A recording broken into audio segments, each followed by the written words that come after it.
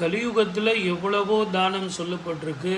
ஆனாலும் இந்த யுக தர்மத்தின்படி கடைசி காலத்தில் தன்னுடைய உடலையும் தன்னுடைய உடல் உறுப்புகளையும் கலியுகத்தில் தானம் செய்வதற்கு நிறைய பேர் முன்னாடி வராங்க.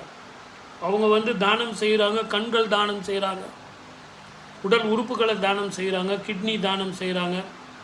மகாத்மாக்கள் அவர்கள் எல்லாம் தான் இறக்கும்பொழுது எவன் ஒருவன் தானம் செய்கிறானோ, பணமாகவோ பொருளாகவோ உடல் உறுப்புகளாகவோ உடலாகவோ, தன்னுடைய கடைசி நிமிட அந்த முழு மூச்சு அந்த நிமிடம் போகிற அந்த செகண்டில் ஒருத்தன் தானம் பண்ணுறான் பாருங்கள், அதற்கு ஈடு இணையை எதுவும் கிடையாது. பூர்வத்தில் அல்ல, 7 தலைமுறையில் அல்ல, 70 தலைமுறையில் செஞ்ச பாவம் கூட போகும் அப்படிங்கிறதா ஒரு சின்ன சூட்சுமம்.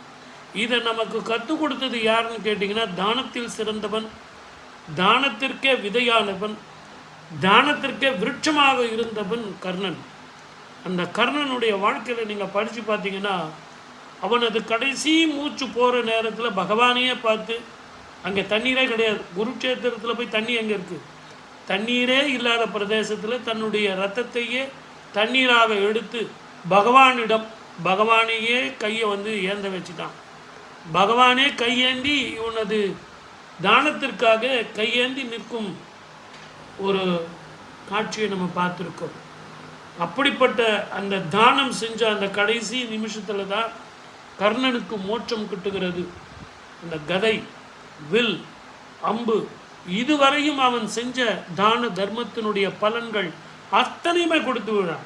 அனாதையாக நிற்கிறான். அவன் அண்ணன், தம்பி, சகோதரன், அப்பா, அம்மா எல்லாத்தையும் விட்டால் கூட இதுவரையில் தான் சேமித்து வைத்திருந்த அந்த தானத்தினுடைய தர்மத்தினுடைய முழு பலனையும் பகவானுக்கே அர்ப்பணிக்கிறான். அதனுடைய வெளிப்பாடு தான் கலியுகத்தில் தன் கடைசி காலத்தில் மக்கள் எல்லாம் தன்னுடைய உடல் உறுப்பையும் உடலையும் தானம் செய்கிறார்கள். தன்னுடைய கண்ணை தானம் செய்கிறார்கள். எத்தனையோ பேர் ஐ பேங்க்குக்கு தன்னுடைய கண்களை கொடுக்கணும் அப்படின்னு சொல்லிட்டு எழுதி வச்சுருக்காங்க.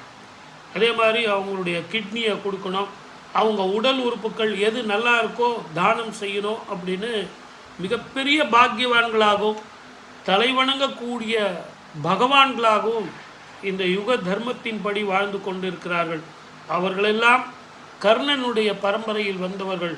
அவர்கள் பாதம் தொட்டு வணங்கி இதையெல்லாம் நாம் தெரிந்து கொள்ள வேண்டும், புரிந்து கொள்ள வேண்டும் என்று சொல்லி ஒரு சப்ஸ்கிரைப் பண்ணிட்டீங்களா? ஷேர் பண்ணுங்கள், நிறைய பேசுவோம்.